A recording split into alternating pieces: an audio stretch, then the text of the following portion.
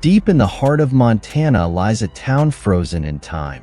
Crescent Ridge, once a thriving mining community, vanished almost overnight in 1933.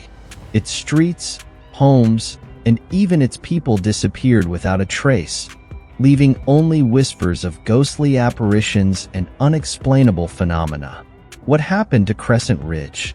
Was it a government cover-up, a supernatural event, or something far more sinister? Join us as we uncover the chilling secrets of Crescent Ridge, a mystery that defies logic and continues to haunt those who dare to search for answers. The disappearance of 1933. Crescent Ridge was the pride of Montana, a thriving mining town nestled in the shadow of jagged cliffs. Its people were hardworking, its streets alive with music and laughter. But one summer night in 1933, everything changed. Witnesses from neighboring towns reported a strange light descending over Crescent Ridge, followed by a low hum that shook the earth. When morning came, the town was gone. Not a single building, street, or person remained. Only an empty valley where Crescent Ridge once stood. The government cordoned off the area, declaring it a natural disaster. But rumors spread of experiments gone wrong, alien abductions, and vengeful spirits. Crescent Ridge became a cautionary tale, a mystery no one dared to investigate. Until now. Chapter 1. The Return to Crescent Ridge. David Kane adjusted his camera, focusing on the desolate landscape. Behind him, his crew unpacked their gear, their movements brisk against the biting wind. "Welcome to Crescent Ridge," David said into the lens. "A town that vanished without a trace. We're here to uncover the truth about what happened on that fateful night in 1933. The air felt heavy, oppressive, as if the valley itself didn't want them there. "Creepy place," muttered Rachel, the sound technician. "Feels like the ghosts are watching." David smirked. "Let's hope they're camera shy." But as they ventured deeper into the valley, it became clear they were not alone. Chapter 2. Echoes of the Past. The first sign of trouble came when they set up camp near the old mine entrance. The sun dipped below the horizon, casting long shadows across the rocky terrain. As David reviewed footage from the day, he noticed something strange, a figure standing in the background of several shots. It was faint, almost translucent, but undeniably human. "Did anyone see this?" he asked, showing the crew. "No one was there," Rachel insisted. That night, David woke to the sound of faint whispers.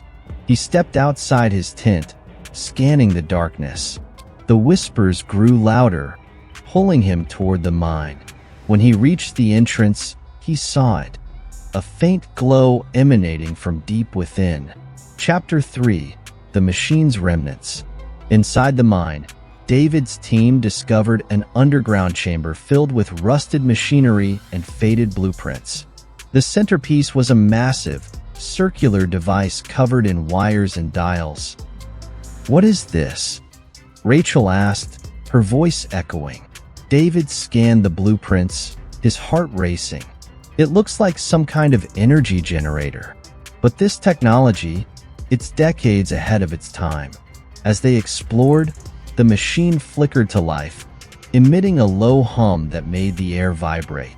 Suddenly, the chamber filled with blinding light, and the team found themselves standing in Crescent Ridge. Not the ghost town they had entered, but the vibrant community of 1933. Chapter 4. Trapped in the Past. The streets buzzed with life. Children played, shopkeepers waved, and the air smelled of freshly baked bread. "Is this real?" Rachel whispered. "It feels real," David said, touching the stone wall of a building. But something was off.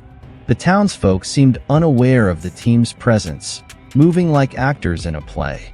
"Look," Rachel pointed. "That's the mayor." They followed the man into his office, where he scribbled furiously in a journal. Peeking over his shoulder, David read the words, "The machine is unstable. We must shut it down before it consumes us all. The town's secret. David motioned for the crew to stay quiet as the mayor continued writing. Dr. Armitage assures me the machine will stabilize soon, but the lights in the sky are growing brighter. Last night, 3 miners vanished near the device, and the hum grows louder every day. I fear we've unleashed something beyond our control. The mayor paused, looking directly at the wall where David stood. For a moment, it seemed like he could see them, but he shook his head and resumed writing. David whispered, "This machine, it wasn't just an energy generator. They were experimenting with something much bigger, maybe a way to manipulate time or space itself." Rachel gestured toward the window. "David, you need to see this." Outside, the sky shimmered with an unnatural light, pulsing in rhythm with the faint hum from the mine. The shifting town. As the team explored, the town seemed to shift around them. Streets changed direction, buildings appeared and disappeared, and time itself felt unstable. In one moment, the team stood in a bustling market square. In the next, the streets were empty, and the once clear sky was dark and filled with stars. "We need to get back to the mine," David said, his voice tense. But the path they had taken was gone, replaced by unfamiliar streets and a dense fog that seemed to close in around them. Encounter with the past. In the fog, the team stumbled upon a group of townsfolk gathered in a small church. The people appeared frozen in time, their faces locked in expressions of terror. "What happened here?" Rachel whispered. Suddenly, one of the figures moved, its head turning sharply toward them. The man's eyes were wide and unseeing, his voice hollow as he spoke. "You shouldn't be here. The machine knows you." Before they could respond, the man collapsed and the other figures dissolved into mist. David turned to the team. "We're not just observing the past. We're part of it now." The rift widens. Back at the mine, the hum grew louder, vibrating through the ground.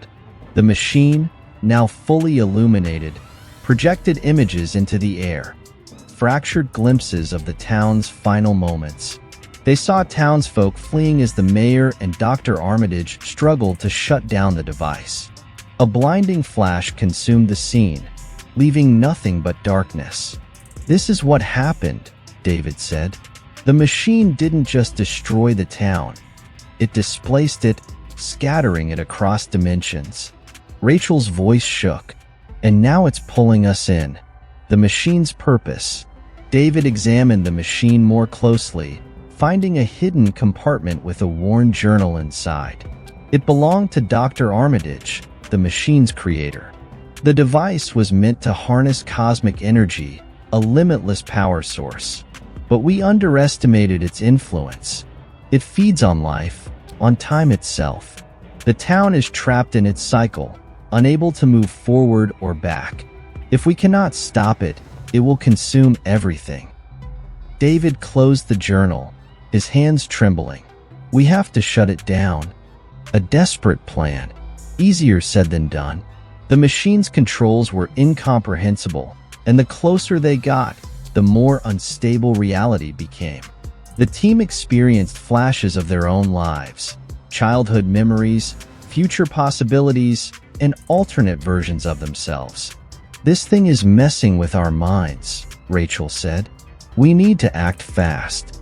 David found a set of levers and dials labeled with cryptic symbols. Armitage's journal mentioned a sequence to reverse the process. "Let's hope I can figure it out." The town's resistance. As David worked, figures began to emerge from the fog. They were the townsfolk, but twisted and fragmented, their bodies flickering between solid and translucent. "You can't destroy it," one of them screamed, lunging toward David. Rachel and the others fought to hold them off, but the townsfolk seemed limitless, their desperation growing as the machine's hum reached a deafening pitch. "They're part of it now," David realized. "The machine is using them to protect itself." The rift collapses. David finally entered the correct sequence, and the machine roared to life. A massive rift opened in the air, revealing a swirling void of light and shadow. The townsfolk screamed, their forms dissolving into the rift as the machine began to shut down. "We have to go," Rachel shouted. But as the team ran for the exit, David hesitated. In the rift, he saw a glimpse of his own face, older, worn, and trapped within the swirling chaos. The final sacrifice. David realized the truth. Someone had to stay behind to ensure the machine fully deactivated. "You guys go," he said. Rachel grabbed his arm. "We're not leaving you." "There's no other way," David insisted. "If this thing isn't shut down completely, it'll start all over again." With tears in her eyes, Rachel nodded and led the others out of the mine. David turned back to the machine, feeling its pull grow stronger. The twist. As David entered the final sequence, he felt himself being drawn into the rift. The last thing he saw was the team escaping the mine, the entrance collapsing behind them. But when David opened his eyes, he wasn't in the mine anymore. He was standing in Crescent Ridge, the town alive and bustling. A man approached him, smiling. "Welcome home, David." The legacy of Crescent Ridge. Rachel and the others returned to the surface, shaken but alive. The mine had sealed itself, and Crescent Ridge was gone once more. Years later, Rachel returned to the site, now overgrown with forest. In the distance, she thought she saw a figure.